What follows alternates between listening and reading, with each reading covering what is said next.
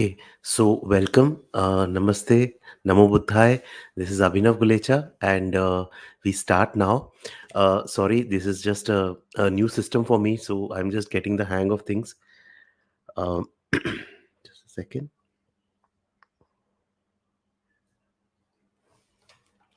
Just 1 second.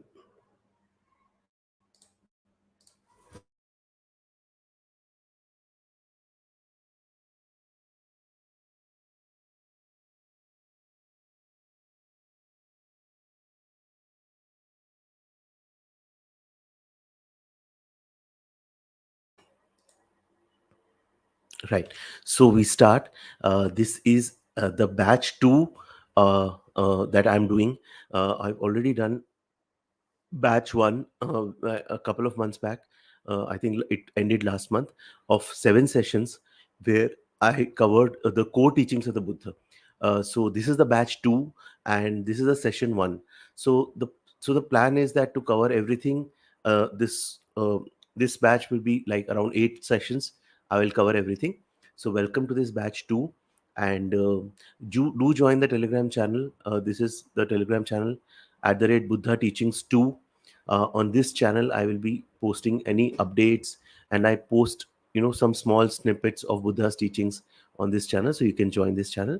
And also please do help me spread Buddha's teachings to more and more people. There are links on how you can support me, so do consider supporting me so that I can reach more and more people with Buddha's teachings. So let us start. This is just a disclaimer. One important thing about this disclaimer is that whatever I do on the Buddha Teachings channel, it is licensed under the Creative Commons non-commercial 4.0 license, whereby anyone is free to use this work for any non-commercial share-alike purposes on an attribution basis. So you can go ahead, share. I'll be sharing this PDF notes. So go ahead and share it with whoever you think can benefit from this knowledge. This is not my knowledge. This is Buddha's knowledge, which I'm just trying to share as per my little understanding, whatever I can share. Do feel free to share, the links to these videos or something, and you'll be helping me reach out to more and more people, right? Okay. So this is first of all a gratitude to our master teacher Gautam Buddha, and I have this line that I want to share. This is from the discourse on turning the wheel of the dharma. That means uh, the first discourse that Buddha gave in Sarnath, where after he attained enlightenment. Uh, this is from that discourse. I recently visited Sarnath, and it was a beautiful experience. So it says that when the Dharma wheel has thus been turned by the world honored one, the earth gods proclaimed near Varanasi at Isipatana in the Deer Park, the highest wheel of Dharma has been set in motion. It cannot be turned back by recluses, Brahmins, gods, Maras, Brahmas, or anyone in the world. So it is like said that when Buddha gave the first discourse.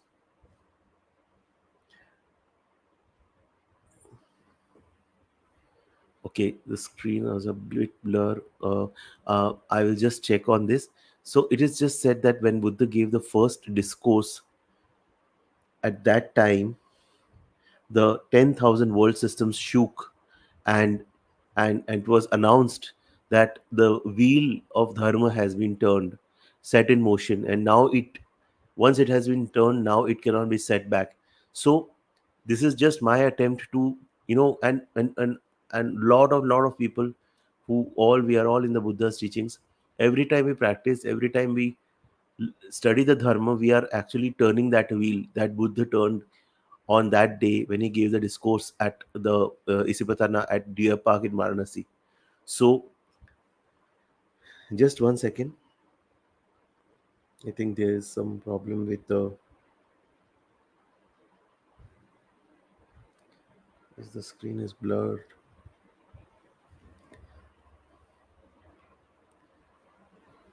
Just a second. Give me 1 minute.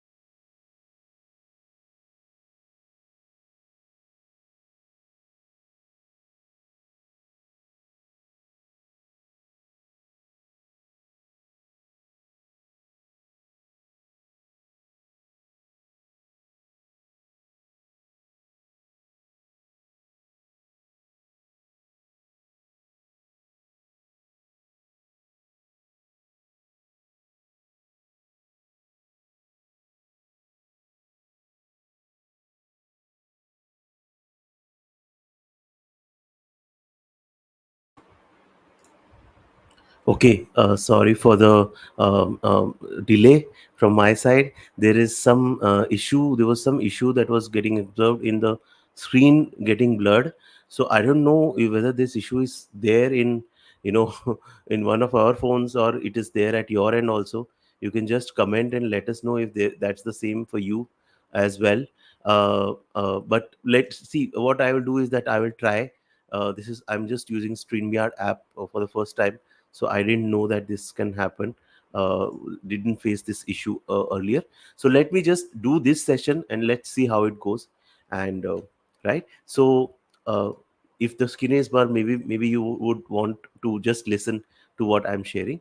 So just gratitude to all the buddhas and bodhisattvas for their support, all the masters and teachers, especially my gratitude to the masters Thich Nhat Hanh, Bhikkhu Bodhi, the Dalai Lama, and several other masters for all their knowledge, all the knowledge that I have taken from them by reading their books, by listening to their talks, and and lot of gratitude to my family, especially my wife Jaya Gulecha. It is basically uh, because of her unwavering support that I am able to do these sessions. So thank you, gratitude. I start now. My just small introduction. I am a student of Buddha's teachings, and I am an insight meditation coach. Uh, I have practiced and got certified in various modalities like mindfulness, hypnosis.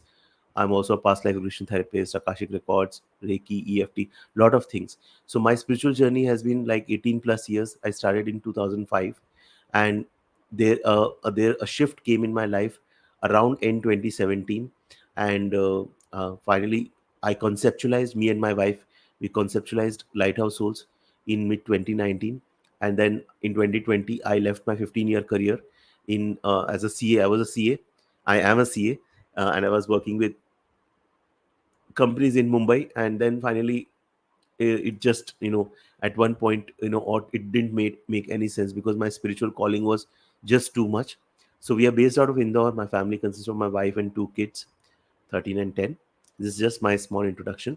So before we proceed, there are just a few points, right? So that we are, aligned, because there is a lot of, misinformation also about Buddha's teachings. And that is why, you know uh, uh, you know some vested interests which did not want Buddha's teachings to spread, because it would close down their businesses, right? And that's why, in India, Buddha's teachings are nearly extinguished.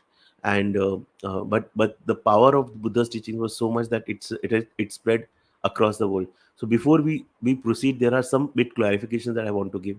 See, Buddha never claimed himself as God. He did not say that I will give you any salvation, right? I will not do. He didn't say that I will do some magic. I will redeem you. I will, as the other gods do, right? Buddha said that I am a teacher. I have found the path to get free from suffering. Buddha's one question was, how we can get free from suffering?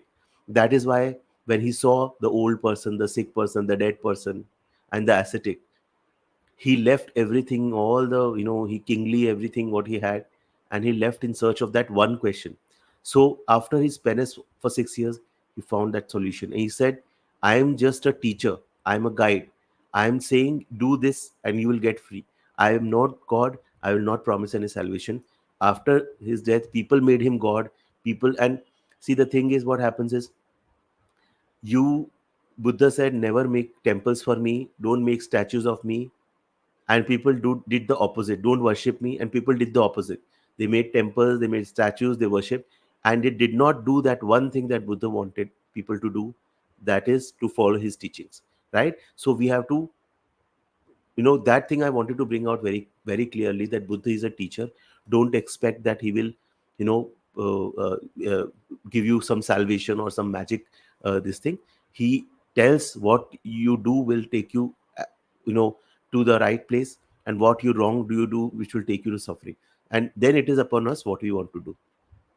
Buddha did not create any religion, right? Buddha did not want to create religion. Buddha was a teacher. For 45 years, he kept on giving the teachings to people who are willing to listen. So, everyone, irrespective of, so it is not Buddhism. I don't believe in the word Buddhism. There is no Buddhism, right? So everyone can follow their respective religion, And if you resonate with the Buddha, then you can take the whatever good that Buddha, and Buddha's teachings more or less is the similar with other traditions also. Teachings on mercy, compassion, not killing, all these things are same in other religions also. And we need to respect all religions. And Buddha, whatever you, if you resonate with him, you can take the teachings, whether you are a Hindu, you're a Christian, you're a Muslim, whatever you are, it will make you a better Hindu, better Muslim, better Christian, right? Okay, Buddha did not, he did not want to create that kind of a, community of followers and all. He was not into that business. Please be clear on your why. See, your time is precious, right? So if you do this learning, do it wholeheartedly. See, I am just doing my bit to see. My only objective here is that I have, you know seen near death situation, and from this knowledge, the practice of mindfulness has brought me out of it. So I just want to share it with one person who can resonate with, this knowledge, and whose life can get changed, because these teachings are life transforming. But you have to be clear on your why before embarking on this learning. Your time is precious. Nowadays people don't have even attention spans, are, you know of their attention span is of 1 minute shorts, Instagram reels. So that's why I try to make more and more reels now, not the long videos, because people don't. So be clear on the why. If your why is clear, you will find your way. But if your why is not clear, there will be several obstacles whatever you want to do. Buddha's teachings are a bit difficult. Why? Because other teachings, other masters, they make you look outside. There is a god that they make you look outside to worship that god. Buddha is different. Buddha never denied about God. He was silent, because his teaching was look within. His teaching was look within. Everything is within you. Look within. So he asked direct investigation of your mind. Because where is the suffering? Suffering is not outside. Suffering is in me. I have to look within me. I have to change my conduct, do the right things. Then only my suffering will get eliminated. If I think that I will do all the wrong things and worship a god or something, and my all my bad karmas will be cleared, nothing like that will happen, right? So it's a bit difficult. It's very easy to, worship and do all these things, but actually changing our conduct is something where the real effort is there, right? Okay, just a second. Okay. Okay, so the teaching may also conflict with your long held beliefs or conditioning about certain things, so be prepared for that. Now Buddha's teachings are vast. It is spread over 84,000 discourses. So what I'm trying to do in this, in by way of these sessions, is to cover the core of the teachings, right? I'm trying to. Okay, now I think the screen is visible and clear. Okay, so what I'm trying to do is that I'm covering the core teachings. The core teachings involve the basic concepts and the four noble truths and the noble eightfold path. Now apart from that, Buddha gave lot of teachings on various things like anger, giving, death, old age, breathing, you know desire, impermanence, all that. What I will be doing is, I am making already detailed topic wise videos on my channel that are like 10 to 20 minutes long. So you can view that for the for those teachings. But here in these sessions, I'm covering live all the core teachings, right? You don't need to look beyond the core teachings. That itself is enough. What our main job is to practice them. Yes, so our main job is not to be a PhD in Buddhism. A lot of this Buddhism, in people who practice, who are like, scholars, they just engage in the theoretical debates and everything. Our job is not that. Our job is to apply the teachings and reflect on whether we are able to apply the teachings in our daily life, to meditate every day, right? Now, do not Buddha doesn't say that you believe everything, and that is one more reason why I like Buddha's teachings. Is Buddha said, do not even believe what I say. Test everything for yourself. It should work on on you on an experiential level. Then only you believe something, which becomes your experience. So we do not blindly rely on anything, any knowledge. We test it on us. And when it works for us, only then we rely. Just a clarification, I'm not a scholar, I'm not a dharma teacher, I am a learner, I'm a student of Buddha's teachings. So I am just whatever little understanding that I have got from the various study of the Buddha's teachings, I am just bringing them to you. So this is just consider them as a perspective. And if I have made any error, please forgive me. Right? I am also in my learning journey. Okay, I need your support to if you believe that this knowledge has to go out to more people, and what I am sharing is true and genuine, do please think about supporting my work in whichever way. There are a lot of ways, like you can buy our courses, or you can buy our the products from our shop, right? Or you can donate directly. But whichever way, do please support me, because I need funds to continue this work and take this to the next level, right? Okay, my why of doing these sessions, why I am doing these sessions, why I am into Buddha's teaching and I'm spreading these teachings. Quite certain reasons. First is that I resonate with mindfulness as a spiritual practice. I came across mindfulness in 2015-16 through the book The Power of Now by Eckhart Tolle. In that book, what Eckhart said, that just be in the present, be in presence. Eckhart uses the word presence, he doesn't use the word mindfulness. So that was a life transforming book for me. And later on, as I started practicing presence, I came across the books by Thich Nhat Hanh, and I attended a Zen retreat by the Plum Village. And then I came to the Buddha teaching, and I came across a wealth of knowledge which I was not otherwise available. And I resonated very much with mindfulness as a spiritual practice. Now, possible past lives, because I've seen past lives where I have been trained as a monk in this practice. So see what happens is sometimes we are getting attached to. So I'm a Jain. I'm a Jain by birth, right? The religion that I've got by birth is Jain, but I have been very much inclined towards Buddhism, and the monks and the robes and everything is because somewhere there is some connection that I have from my past lives. And this is how it happens.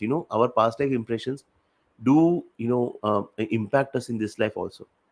Now, in 2 years back, I am also an Akashic Records practitioner, and I got a very, very strong intuition and guidance from my masters to start spreading the teachings of the Buddha, right?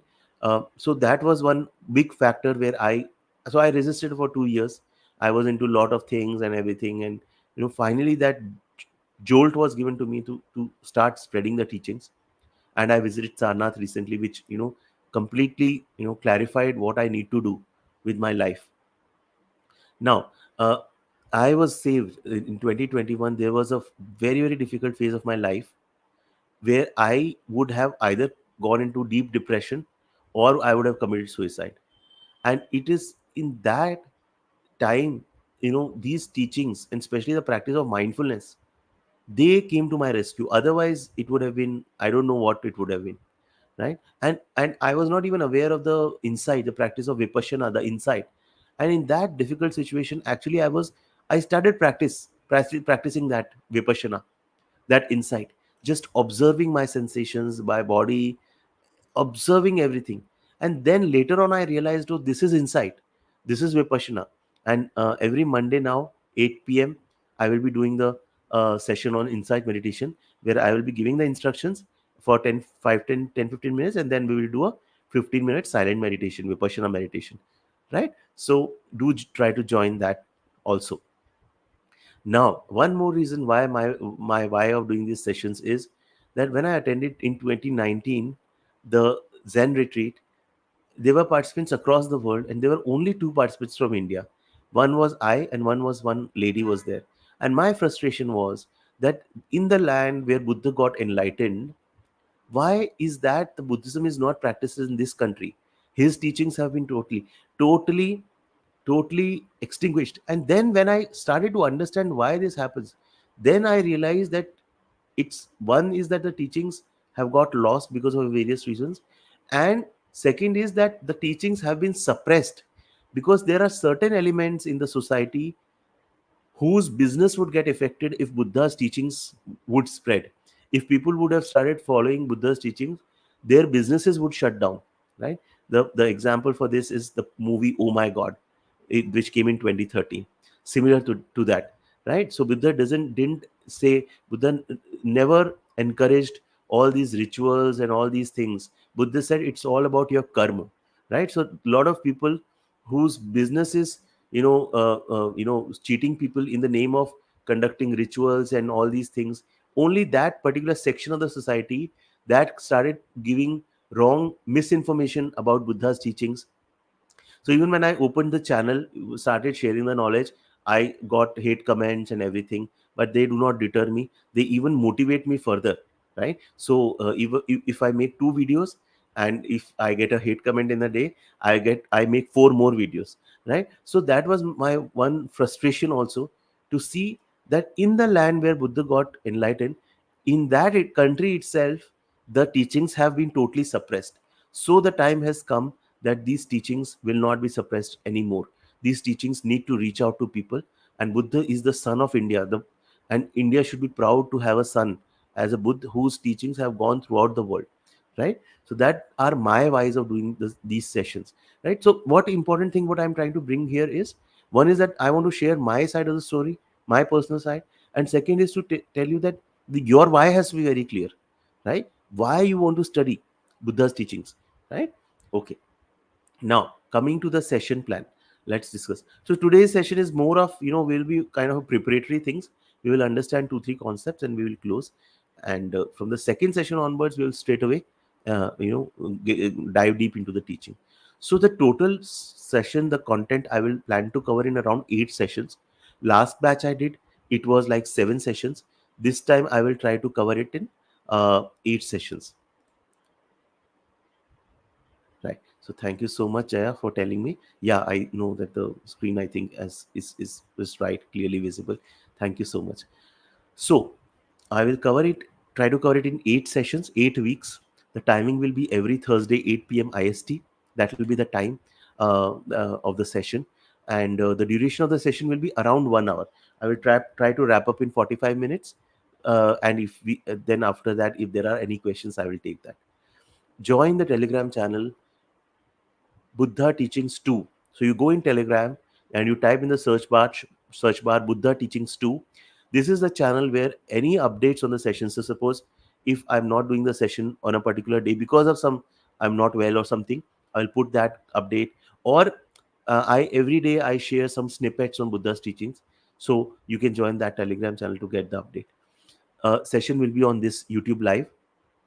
After the session, the recording will be available on the YouTube channel itself. So if you miss, you can watch the recording.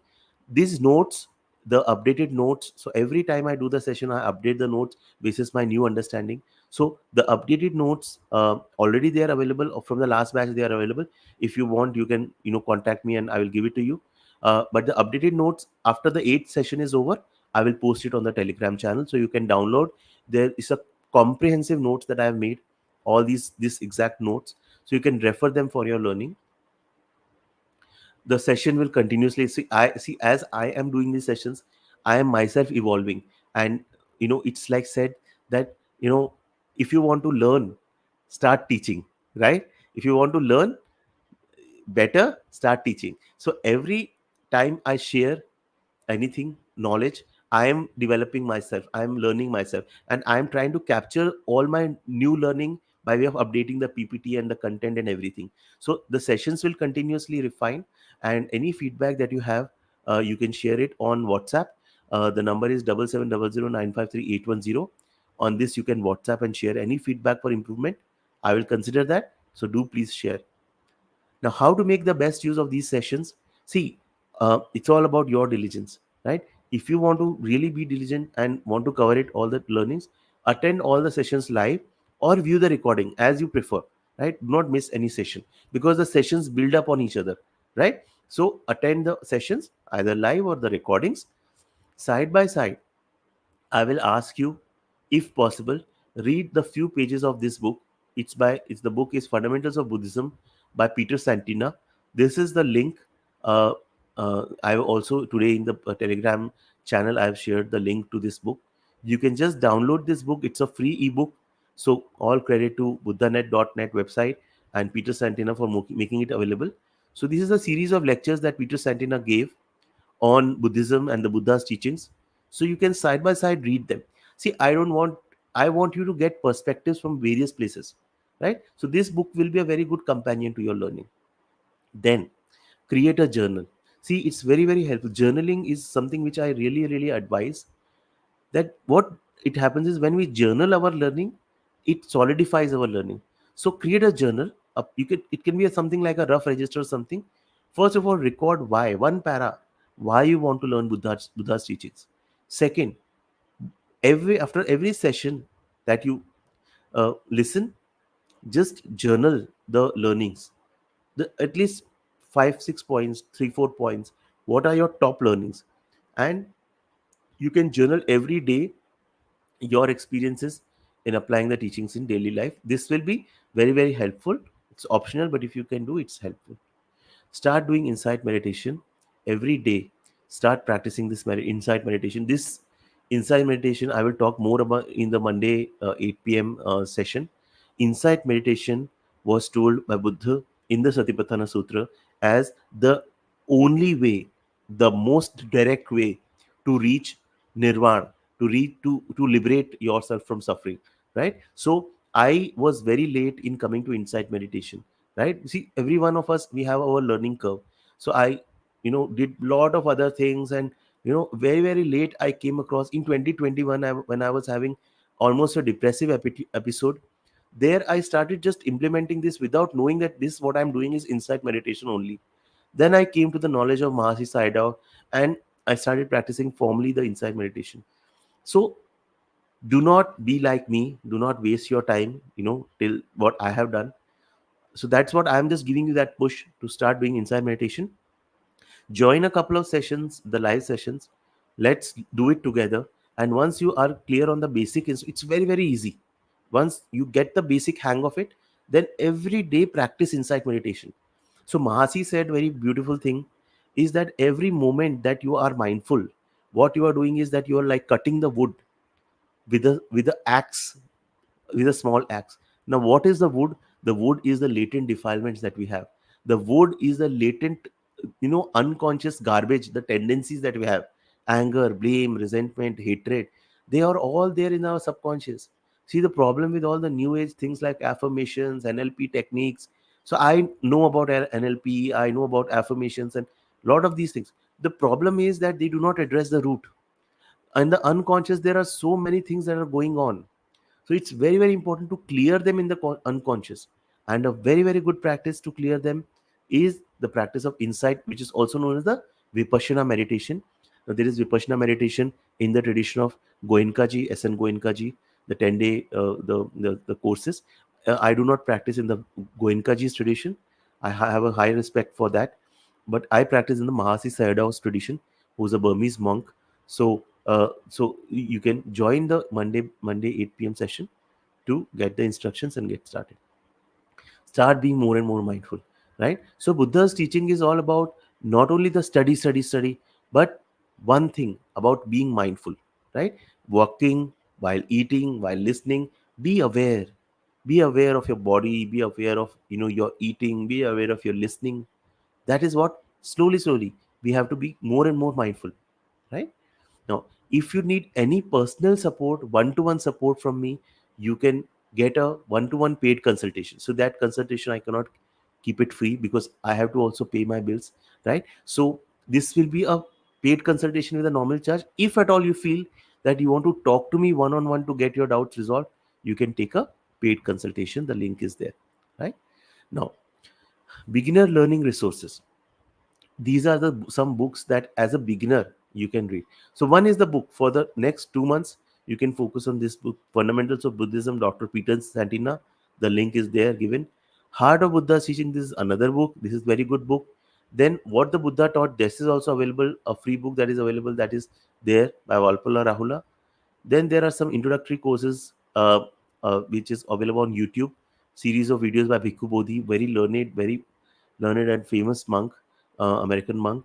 Then Tricycle Buddhism for Beginners courses there. So these all courses are there.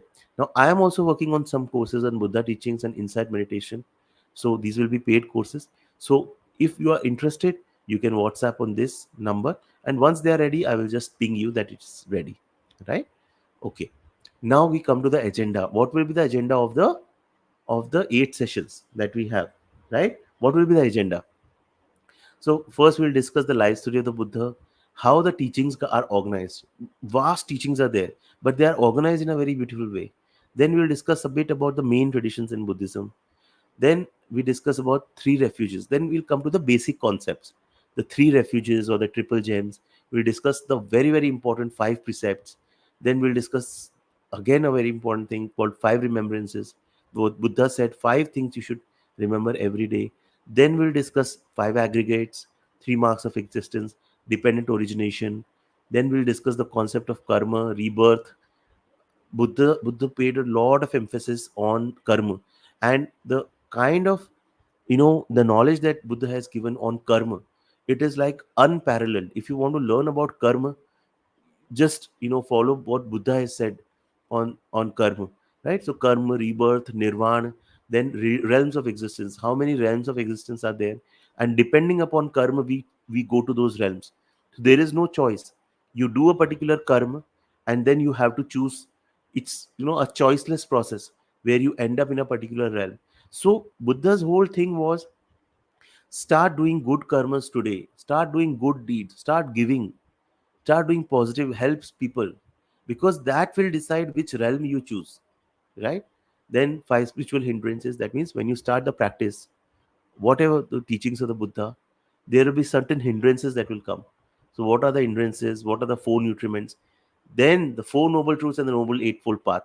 This I have specially highlighted in red, because this is the core teaching. you know it's like, you always get the best at the last. So I first wanted to clarify the basic concepts, because once your basic concepts are clear, then this will be clear, right? Then what is our daily practice? What do we need to do on a daily basis? We'll discuss that. Then I will give you certain further learning resources. So at the end of 2 months, what you will do, I will guide you on that. Then some next steps, and then we'll close. So that's the plan for the 2 months, right? And right, so this is the agenda, right? Okay, right. So we now come to, so we'll take up like two or three topics today, and we'll close it today. So Buddha's life story, let's discuss the life story of the Buddha, chronological. So Buddha was born around 563 to 480 BCE, right, before Christ. And he was born in Lumbini, Lumbini is in the Nepal, right, a city in Nepal, as a son of King Shuddhadana and Queen Maya, born in a very, very rich family.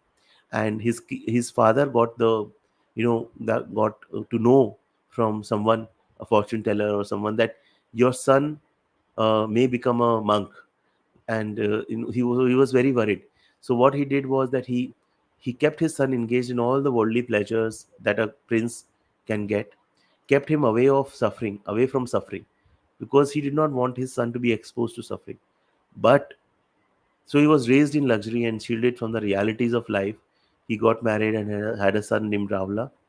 And in at around 29 years old, when he was 29 years, he saw the four noble sights, which is called four noble sights. First, he encountered an old person.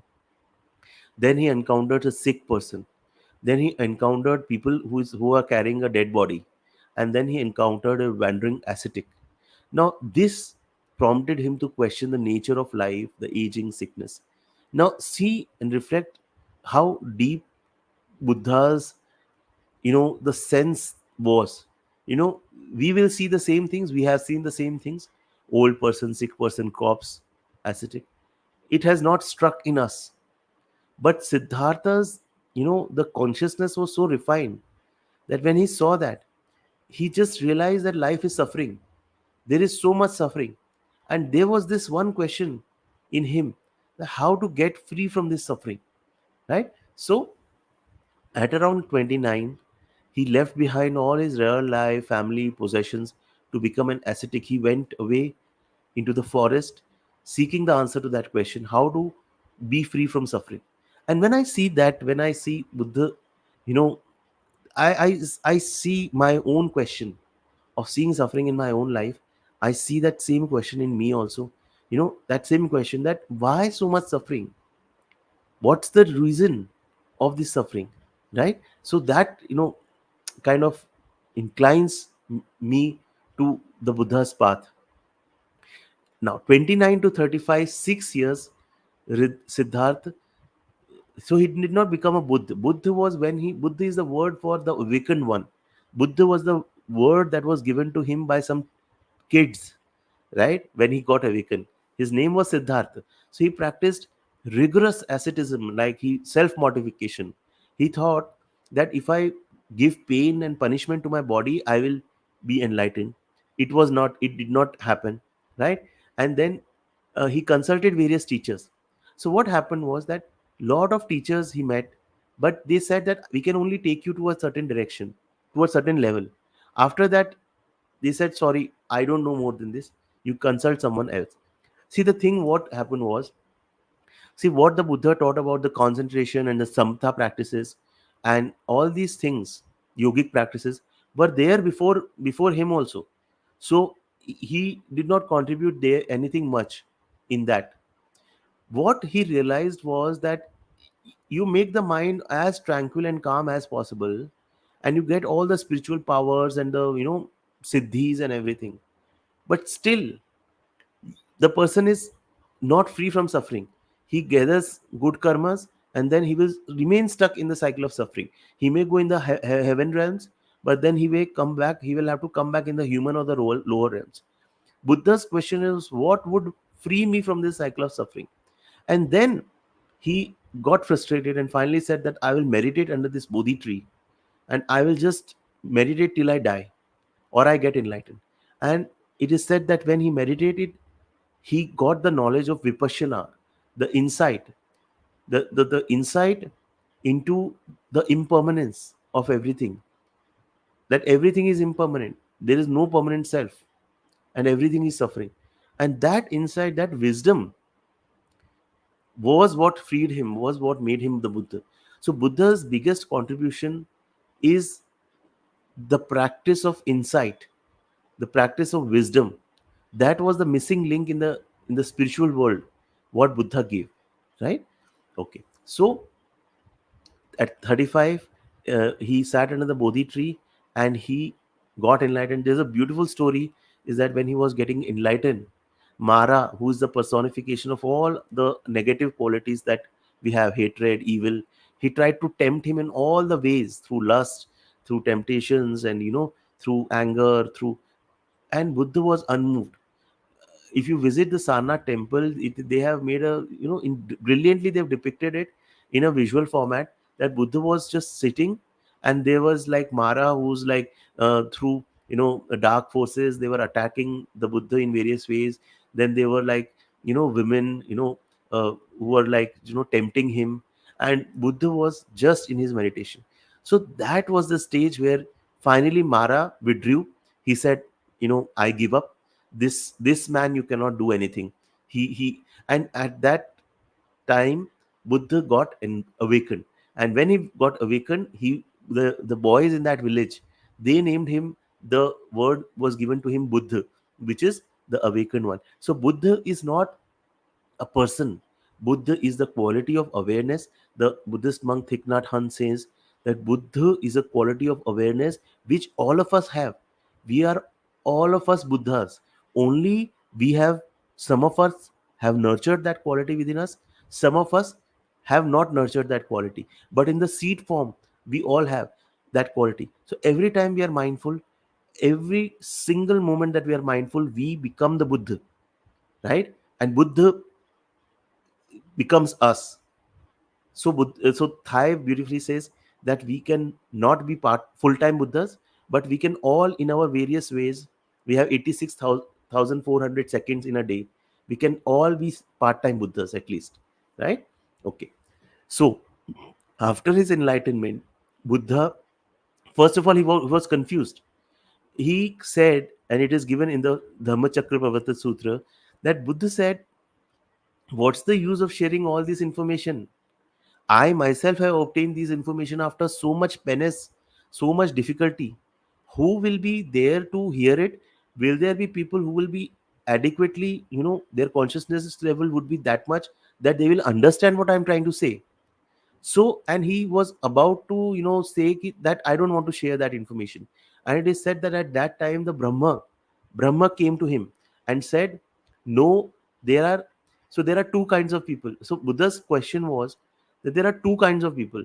One people, set of people are awakened ones, who have already awakened, so they don't need my knowledge. And then there is a second set of people who are just unconscious, they are sleepwalking in this on this planet. Even if I give the knowledge to them, they will not understand it. So why should I give? So he was confused.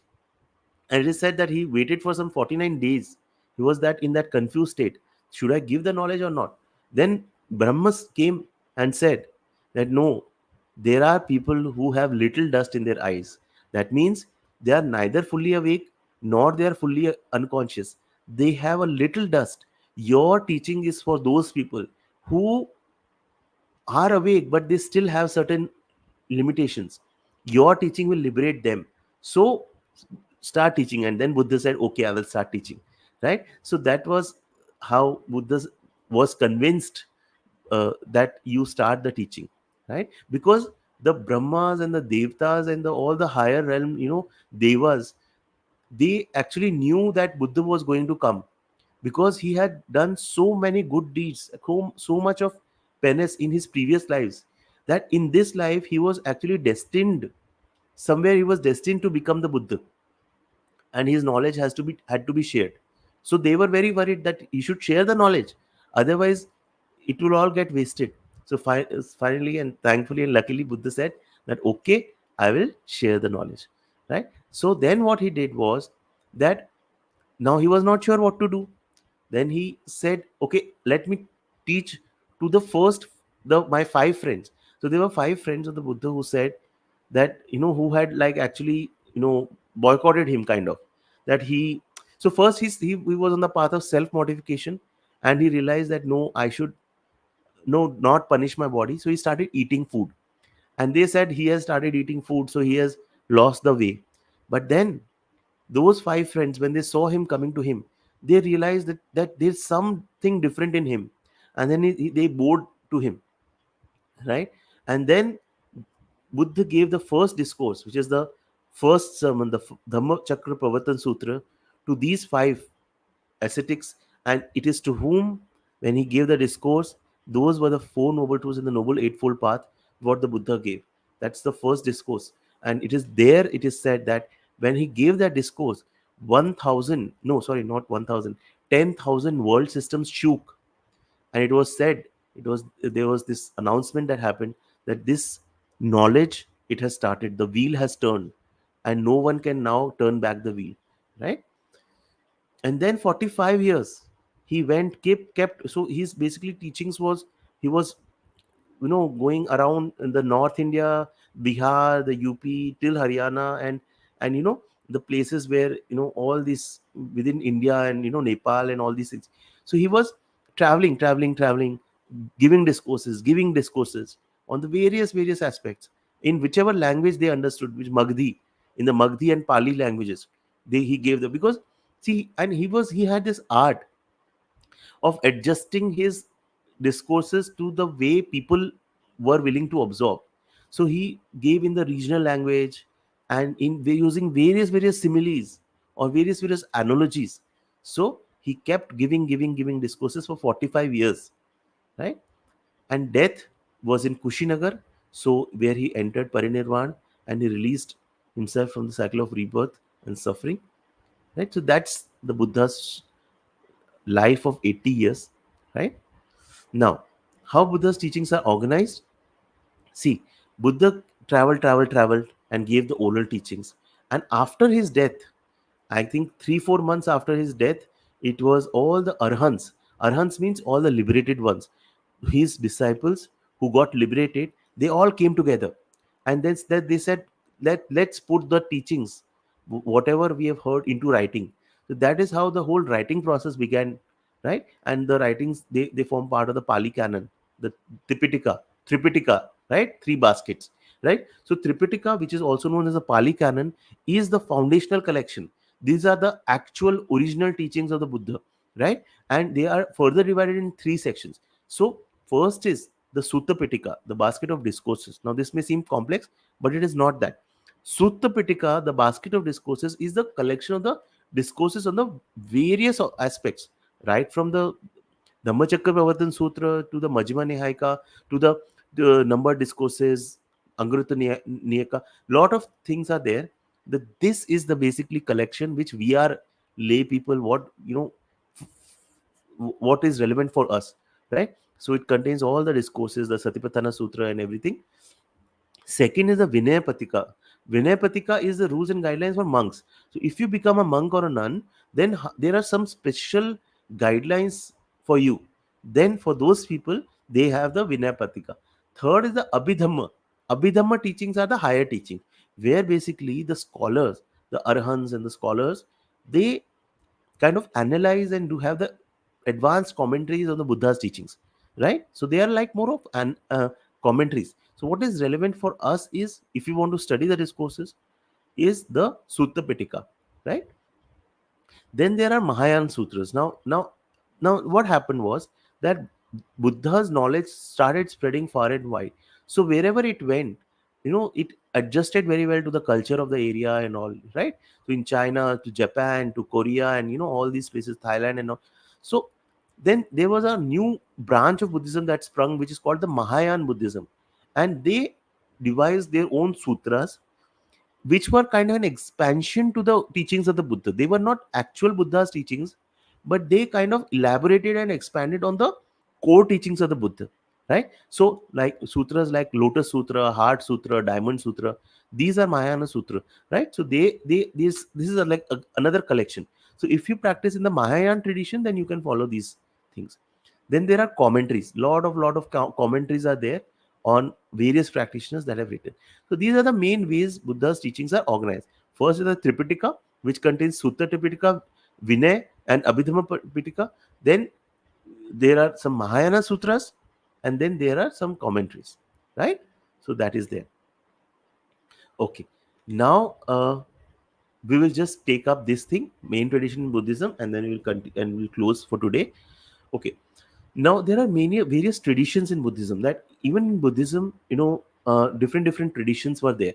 So the first tradition that is there is the Theravada Buddhism, right? Theravada Buddhism is the most kind of a orthodox, the the original kind of a, I will say, the tradition. It follows the first teachings of the Buddha, which were preserved in the Pali Canon, right? What they refer to are the most original teachings of the Buddha that was preserved in the Pali Canon. Now, Theravada Buddhism is practiced only in a few countries like Sri Lanka, Thailand, Myanmar, and Laos. These are the countries where they practice the Theravada Buddhism. Right? Now, the goal in the Theravada Buddhism is individual practice, right? Practice, practice, practice till you become an arhat, the enlightened one. That is the goal of that tradition. Next comes is Mahayana Buddhism. Now, Mahayana Buddhism is actually expanded, interpretations of the original teachings of the Buddha. Now, this has actually spread a lot around East Asia, Tibet, China, Japan, Korea, Vietnam, and Mongolia, right? So they actually, what their goal is, that not the nirvana, but to become a bodhisattva, right? What they feel is that uh, if you do only the practice for yourself, that is like a selfish thing. You should try to become a bodhisattva. Bodhisattva, what it does is, bodhisattva's goal is not to become enlightened. Bodhisattva's goal is to delay the enlightenment, so that even the last person or being in this creation who is suffering, to help them rather than seeking enlightenment. So that's the idea of being a bodhisattva, right? So they believe that there have been many Buddhas in the past and more that will appear, and all beings have Buddha nature. Anyone can embark on the bodhisattva path and reach the state of Buddhahood in this very life. And within Mahayana Buddhism, again, there are certain traditions, schools. Like there is a Zen tradition, then there is a Pure Land tradition, then there is a Vajrayana tradition, right? So they are again subsets of the traditions. So I'm just giving kind of a information so that you are clear on the various traditions, right? Now, what is Zen Buddhism? Zen is basically found in Japan, Korea. I also practiced in the initial, I was years I was practicing the Zen Buddhism, the school in the tradition of the Plum Village. Then I moved to the Theravada tradition, where I have actually started studying the sutras, which were the Pali sutras, right? So, so in Zen, the focus is direct experience. It's not the, they have moved, they basically say that don't tell us theory, we want to know the direct experience, seeing reality as it is, right? So meditation and direct experience. If you want to learn about Zen, you can read the book Zen Mind Beginner Mind by Shunru Suzuki. Beautiful book. I have also made some I think 3 videos on the learnings from that book. Do check out that book. Beautiful exposition on Zen, right? Now, their focus is on simplicity and zazen, which is a seated meditation practice. So they just do only zazen, zazen, zazen, right? And then they just observe, they see the things as they are. So, beautiful thing, Zen, you can learn about it. Pure Land Buddhism is famous in the East Asia. Now, this is a devotional form of Buddhism. So, Buddha's teachings were not actually devotional. Buddha never said that I am God and worship me and all. But then, see, every devotee has certain, inclinations. So the students of this tradition, they have a more of a devotional kind of thing. So they basically focus on the compassion of Amitabha Buddha, and they do certain, practices, and their aim is to be reborn in the Amitabha's pure land, which is a realm conducive to enlightenment. So that is their goal, right? That is Pure Land Buddhism said. Then there is the Vajrayana Buddhism, the Tantric Buddhism. Now, this Buddhism is mainly found in Tibet. Now, this Buddhism is basically a, kind of a next level kind of thing. So, if you are ready for it, then, it has certain other kind of practices like transformative tantric practices, rituals, which are like advanced techniques to accelerate the spiritual progress, right? So, these are basically the sub traditions of Buddhism. Then there are certain other traditions which have come across. One is the secular Buddhism, which is most famous in the West, which basically they only emphasize on the mindfulness and all those things without, they do not talk about the Buddha's teachings and all, and their focus is the general well-being. Now, I have a problem with the secular Buddhism is that, okay, you keep it secular Buddhism, you keep it secular, but at least you tell the roots where from the Buddhism the teachings have come. They don't even know or tell that these teachings have come from the Buddha. They don't even talk about Buddha. They don't even talk about the Satipatthana Sutra, which was the sutra from these the teachings have come. And the mindfulness, actually, what they teach in the secular Buddhism, it's actually very, very diluted. And it is not the actual mindfulness that Buddha taught in the Satipatthana Sutra, right? So, and mostly what happens is in the West, it has become more of an kind of an industry, right? Which is somewhere, I feel sad about that, right? So you do everything, keep it, only general well-being, whereas it is much more than that. But at least tell about the creator who has created, who has founded this knowledge. That is something basic, right? Then there is this engaged Buddhism, which the school of Thich Nhat Hanh, the Plum Village, where their focus is engaged Buddhism, applying the Buddhist principles for social and environmental issues. So they work a lot on the saving the planet, climate change, lot of things they work at. So that is engaged Buddhism. Then there is one more tradition called Nichiren Buddhism, which is emerged in Japan. It's basically based on the teachings of a Japanese priest called Nichiren. They have a chanting of the mantra Nam Myoho Renge Kyo. Now, this mantra they chant, their whole practice on chanting of this mantra for enlightenment. Right? So there are some other traditions. Now, the important thing is here to keep in mind is that, see, don't get confused about and don't worry about which tradition. You don't need to choose a tradition. The tradition, the knowledge will choose you. What you have to do is just focus on the core teachings of the noble truths, four noble truths, and the noble eightfold path. Why? Because they are common across traditions. All the traditions respect the four noble truths and the noble eightfold path. And what our task is to take the first step and start learning the teachings and start doing our meditation. And as we do the teachings and as we do the meditation, you will naturally gravitate towards the tradition which suits you the best. So I started in the Zen tradition, and then I moved to the Theravada tradition, right? So it's been a journey, but important thing is to just get started somewhere. And this when you are listening this uh, these lessons, this is a start that you have got.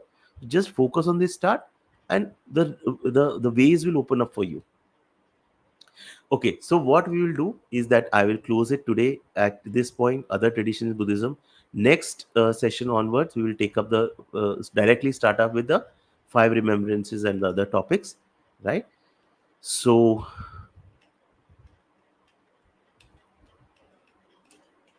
this is it, and I hope it was useful.